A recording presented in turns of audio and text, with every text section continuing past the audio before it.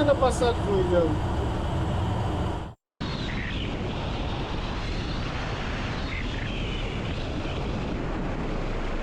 Спрашивает, а вот если двигатель выключить, мы упадем, да?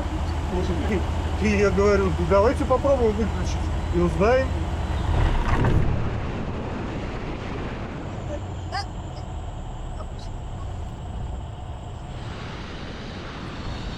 Видите, самолет не падает от того, что двигатель выключился.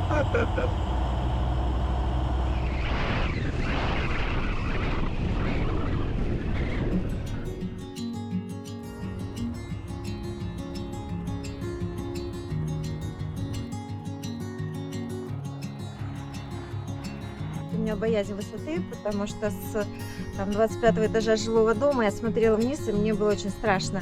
И я поэтому боялась полета. Всем, кто еще боится, могу сказать, что это не страшно. Летчик очень аккуратно все это делал.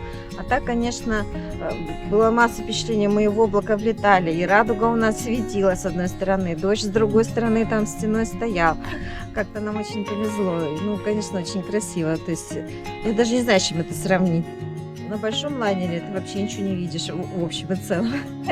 А здесь, конечно, очень красиво, и наша природа, и вот все вот это, весь наш масштаб, вот именно с этого ракурса очень хорошо видно.